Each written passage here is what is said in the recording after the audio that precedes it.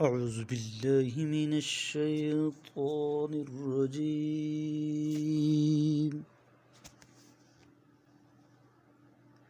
پناہ مانگتا ہوں میں اللہ کی شیطان مردود سے۔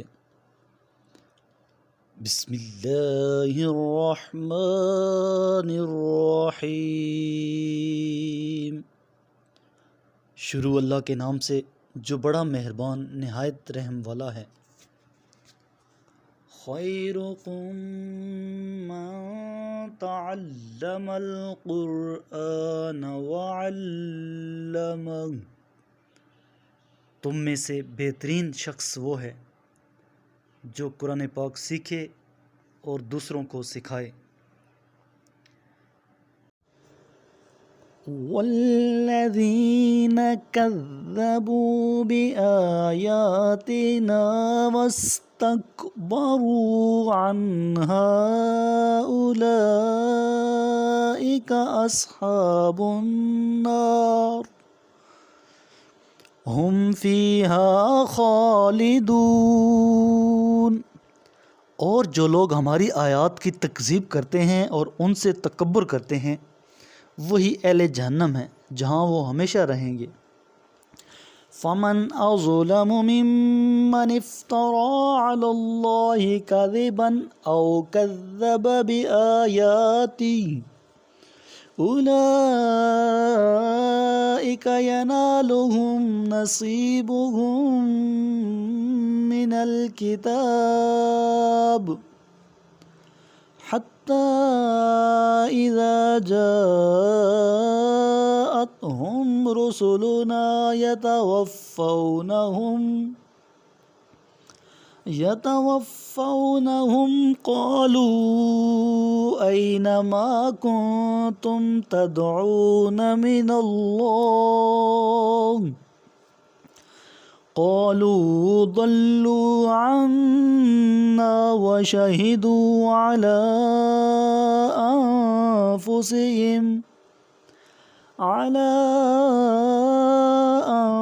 أنفسهم أنهم كانوا كافرين۔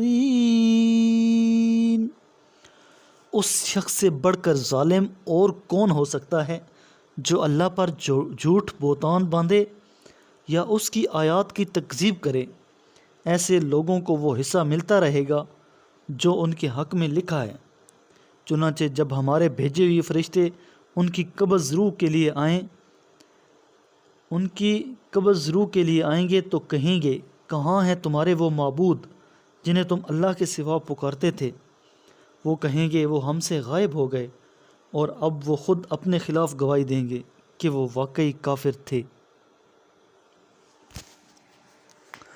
قال ادخلوا في قد خلت من قبلكم من الجن والإنس في النار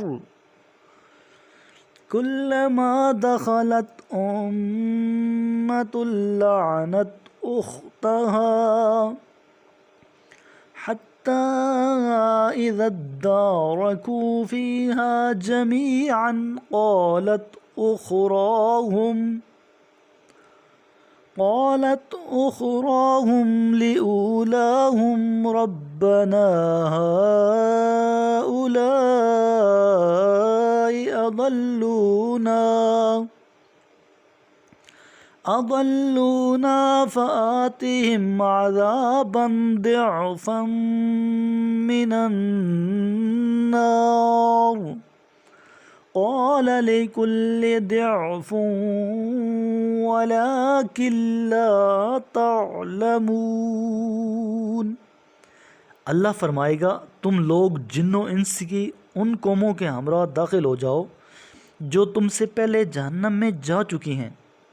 جب بھی کوئی جماعت جہنم میں داخل ہوگی اپنی ہم خیال جماعت پر لعنت بھیجے گی، یہاں تک کہ جب وہاں سب جمع ہو جائیں گے تو بعد والی جماعت پہلی کے بارے میں کہے گی ہمارے رب انہوں نے ہمیں گمراہ کیا تھا، لہٰذا انہیں آتش جہنم کا دگنا عذاب دے۔ اللہ فرمائے گا سب کو دگنا عذاب ملے گا لیکن تم نہیں جانتے۔ وقالت أولاهم لأخراهم فما كان لكم علينا من فضل فذوقوا العذاب بما كنتم تکسبون۔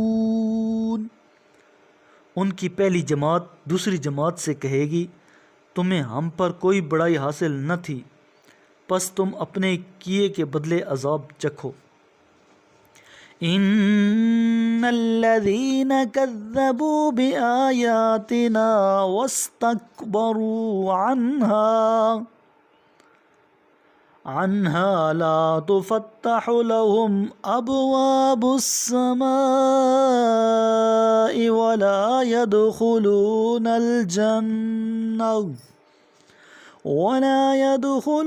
الجنة حتى يلج الجمل في سم الخياط وَكَذَلِكَ نَجْزِي الْمُجْرِمِينَ۔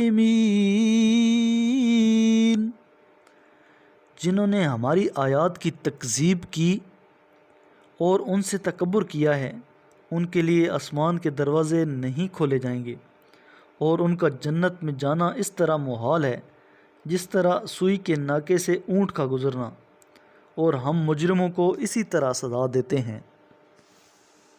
میرے کریم لجپال نبی کریم علیہ الصلوۃ والسلام نے ارشاد فرمایا، تم قرآن کی تلاوت اور اللہ کے ذکر کو لازم کر لو، کیونکہ یہ زمین میں تمہارے لیے نور اور آسمان میں تمہارے لیے ذخیرہ ثواب ہے۔